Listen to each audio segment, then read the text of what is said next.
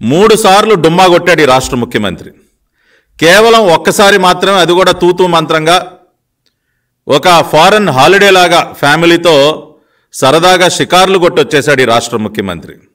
నిజంగా ఎంత దురదృష్టం అండి, ఎంత నష్టపోయింది ఈ రాష్ట్రం. ఆ రకంగా వ్యవహరించడం వల్ల రాష్ట్రం ఎంత నష్టపోయిందో కూడా ఇవాళ నేను ఈ మీడియా సమావేశం ద్వారా వివరించదలుచుకున్నా. గతంలో చంద్రబాబు నాయుడు గారు 2014-19 మధ్య చూద్దామండి.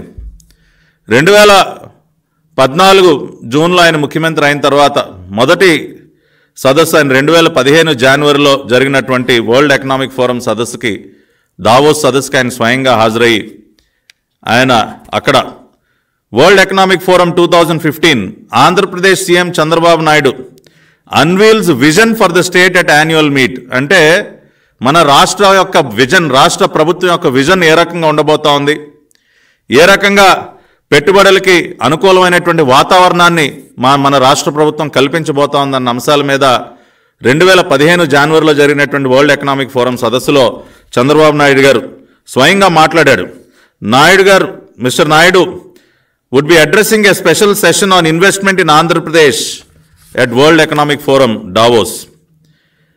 World Economic Forum President Klaus Schwab had specially invited Naidu along with various other chief ministers and also ministers of various countries and CEOs.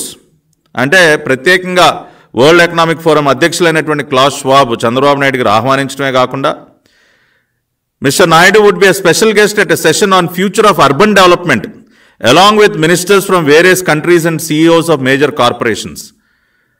అంటే ఫ్యూచర్ ఆఫ్ అర్బన్ డెవలప్మెంట్ ఏ విధంగా ఉండబోతా ఉందన్న అంశం మీద జరిగినటువంటి సదస్సుకి ఒక ప్రత్యేక ఆహ్వానితుడిగా కూడా వరల్డ్ ఎకనామిక్ ఫోరం వారు చంద్రబాబు నాయుడు గారు ఆహ్వానించడం జరిగింది. అంటే ఆయనకున్నటువంటి ఇంపార్టెన్స్, ప్రాముఖ్యత ఏంటో దీని ద్వారానే మనకు అర్థమవుతుంది. ప్రత్యేకంగా ఆయన ఆహ్వానించడం, ఒక సెషన్కి ఆయన ప్రత్యేక స్పెషల్ గెస్ట్గా ట్రీట్ చేసి ఆయన చేత ఒక ఉపన్యాసాన్ని ఇప్పించడం, అంతేకాకుండా చంద్రబాబు నాయుడు గారు కూడా మరి ఇన్వెస్ట్మెంట్ ఇన్ ఆంధ్రప్రదేశ్ పైన ఒక ప్రజెంటేషన్ అక్కడ ఇచ్చి ఇన్వెస్ట్మెంట్స్ అన్నీ కూడా, అంటే ఒక విజన్ని, మన రాష్ట్ర విజన్ని 2015లో జరిగినటువంటి వరల్డ్ ఎకనామిక్ ఫోరం సదస్సులో ఆయన పాల్గొని ఇవన్నీ కూడా చేయటం జరిగింది.